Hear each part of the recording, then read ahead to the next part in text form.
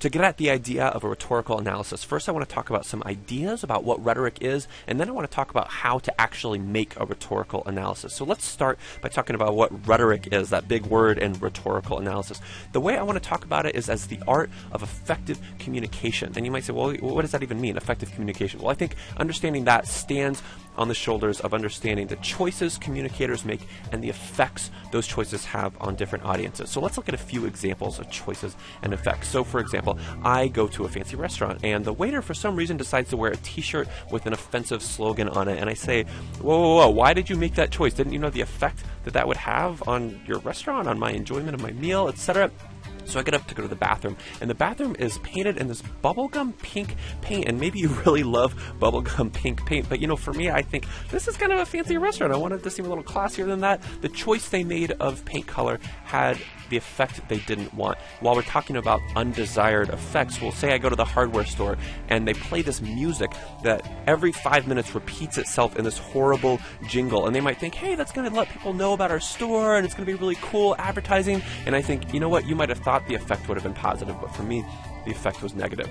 So let's turn to other kinds of genres. Say someone is giving a speech, and you think about all the choices that go into that speech, about how she can choose how to say something and also what to say, how she's going to present herself standing there, and also how she's going to present her ideas. All of those choices, every single one is going to have a different effect on different members of the audience.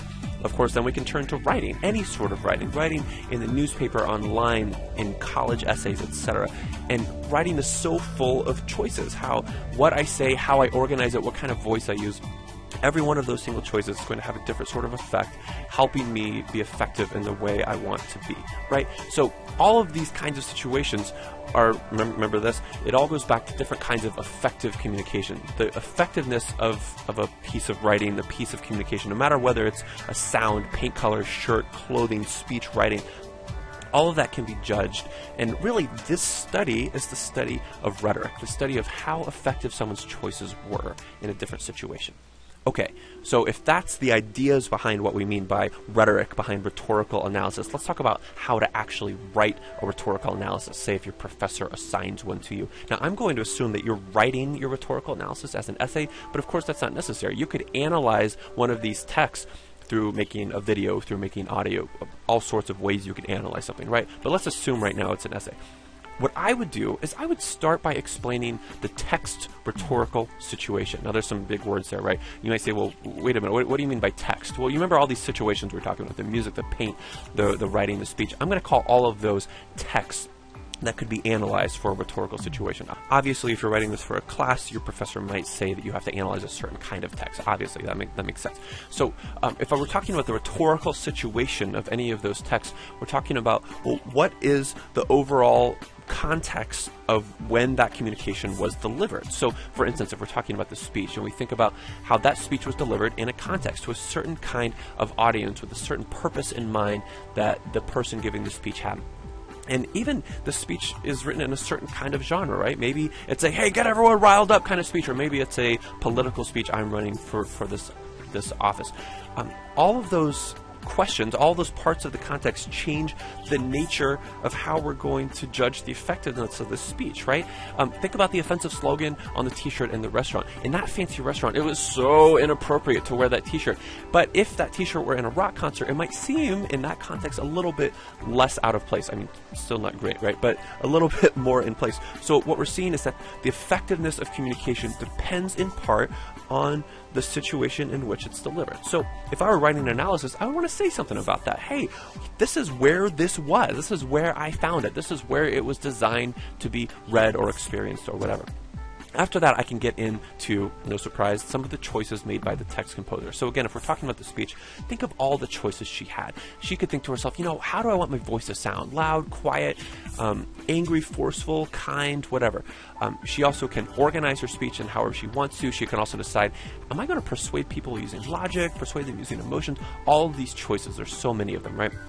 My rhetorical analysis is going to get into every single one of those that I think is worthwhile, especially the ones that I think are interesting to my audience as someone writing a rhetorical analysis. Maybe I want to especially talk about choices that someone might not have noticed. Then, of course, very logically, I want to discuss what are the effects of those choices, especially the effects they might have on an audience. So when she makes the choice to make her voice sound a certain way, I might think, you know what, that decision on an audience might have a really positive effect. And I think, well, you know, she also made a decision about how to organize things, and that might have had more of a negative effect on certain people in the audience. And then when she made another choice about how much to use logic, how much to use emotions, that might have worked really well for some people. But remember, people aren't completely predictable, right? So some people might have had more of a negative emotion, or might have been so bored they didn't pay attention at all.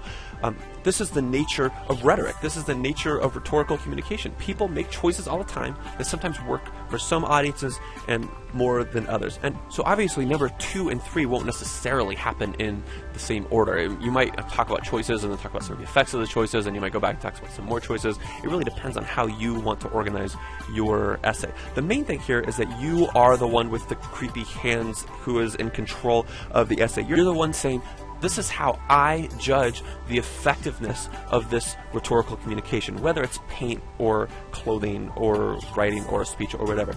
You're stepping in and saying, I found the most interesting things that I want you to know about, and I want to share them. And that is how you write a rhetorical analysis.